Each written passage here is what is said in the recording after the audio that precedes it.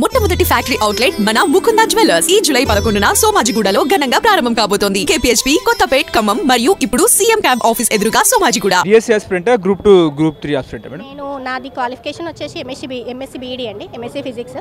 So నేను DSC రాస్తున్నా, groups రాస్తున్నా. నాకు ఏమైంది అంటే ఇప్పుడు ఏదైనా సరే గ్రూప్ 2 ఎగ్జామ్ వచ్చేసి ఏంటంటే ఒక పెద్ద మహాసముద్రం లాంటిది. SIకి ప్రిపేర్ అయ్యేవాళ్ళు కానీ, DSCకి ప్రిపేర్ అయ్యేవాళ్ళు కానీ, గ్రూప్ 1కి అయ్యేవాళ్ళు కానీ, 3కి అయ్యేవాళ్ళు కానీ అందరూ రాసే ఏకైక exam group 2 exam.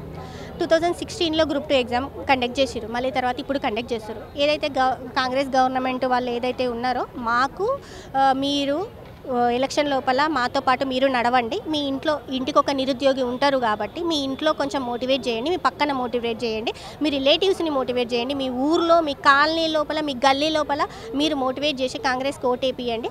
Group 2 post phone మూమెంట్తోనే మేము కలిసినాం కాబట్టి ప్రతిపక్షాలు మేము కలిసినాం కాబట్టి అదే రకంగా ఆ గ్రూప్ 2 లోపల పోస్టులు పెంచి నేను ఎగ్జామ్ కండక్ట్ చేపిస్తాను అని చెప్పారు.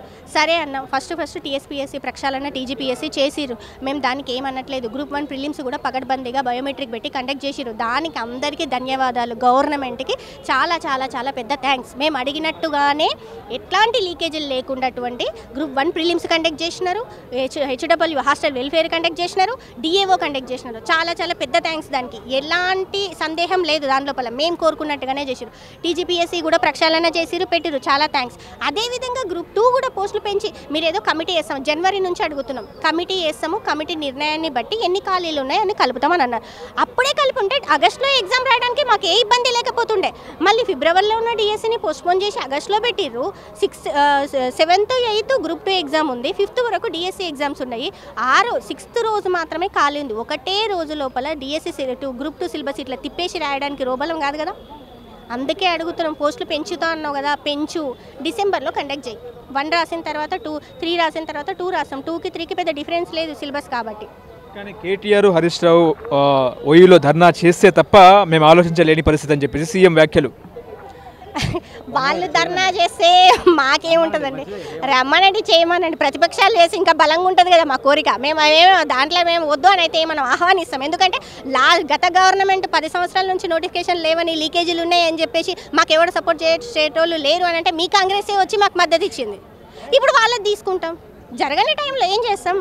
100 కోట్లు దండుకునేందుకు కోచింగ్ సెంటర్లు నిరుద్యోగులను రెచ్చగొడుతున్నాయని చెప్పేసి ఒక చర్చ నిజమే అంటారా? ఈ చర్చని సీఎం కూడా లేవనెత్తినారు. సార్ మరి ఏ రకంగా అన్నాడో తెలీదు. అంటే ఇందులో కోచింగ్ సెంటర్ మాఫియా అనేది జాయిన్ అయింది, వాళ్ళు కావాలని చేస్తున్నారు అని చెప్పేసి ఎవరు చెప్పారో తెలియదు. కానీ స్టూడెంట్స్ పరంగా నేను చెప్పగలుగుతున్నాను, ఎందుకంటే నేను కూడా ఆస్పిరెంట్ కాబట్టి నేను చెప్తున్నా. ఈ 3-4 నెలల్లో కోచింగ్కి పోయి రాసే సిలబస్ అయితే గ్రూప్ 2 కాదు. 2016లో అయింది, అప్పటి నుంచి చదివేటోళ్ళు ఉన్నారు. ఒకసారి మీరు చిక్కడపల్లి లైబ్రరీకి వెళ్ళి చూస్తే తెలుస్తుంది, వాళ్ళ చైర్లను చూస్తే తెలుస్తుంది. చైర్లు ఎంత అరిగిపోయినాయి, వాళ్ళు కూర్చొని చదివితే వాళ్ళ ప్యాడ్లేంది, వాళ్ళ పెన్నులేంది, వాళ్ళ బుక్కులేంది, అవి చూస్తే తెలుస్తుంది. గ్రూప్ 2 అనేది కోచింగ్ తీసుకుంటే 6 నెలలు కంపల్సరీ తీసుకుంటేనే ఇది కోచింగ్ అయిపోయినట్టు. ఈ 3-4 నెలల్లో కోచింగ్ తీసుకొని ఎప్పుడు చదువుతావు?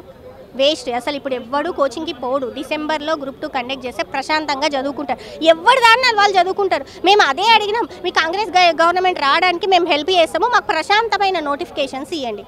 నోటిఫికేషన్ వేసిర్రా, చదివినామా, ఎగ్జామ్ రాసినామా, మంచిగా నీట్గా కండక్ట్ చేసిరా, లీకేజీలు లేకుండా ఎగ్జామ్ కండక్ట్ చేసిరా, రిక్రూట్మెంట్ ఇచ్చిరా. హరీష్ రావు అంటున్నారు నిరుద్యోగ వృత్తి ఇవ్వండి అని చెప్తున్నారు, తీసుకుంటారా? నిరుద్యోగ వృత్తి తీసుకుంటామన్నా, ఎందుకు తీసుకోము? బుక్కులకి ఏంది, ఒక్క ఎకనామీ బుక్ కొనుక్కోవాలంటే 890 రూపాయలు కావాలి. ఇప్పటికే 2016 అని ఇన్నిసార్లు మెన్షన్ చేసిన, 2016 నుంచి ఇప్పటి వరకు ఇంకా ఈ సంవత్సరం పడుతుందేమో నోటిఫికేషన్. ఈ సంవత్సరం ఎకనామీ అనేది సిలబస్ చేంజ్ అవుతానే ఉంటుంది, డేటా కంటిన్యూగా చేంజ్ అవుతుంటుంది. మళ్ళీ కొనాలి, మళ్ళీ చదువుతానే ఉండాలి ఎకనామీని. అది కొన్నప్పుడల్లా 1000 రూపాయలన్నా అవుతుంది కదా. బట్ తీసుకోక ఏం చేస్తాం? తీసుకుంటాం, ఖచ్చితంగా తీసుకుంటాం. ఇప్పుడు మా దగ్గర లేవు కూడా. చాలా చాలా చాలా అప్పులు చేసుకొని చదివేటోళ్ళు ఉన్నారు స్టూడెంట్స్ మొత్తం. ఇప్పటికీ చాలా అప్పులు అయ్యారు.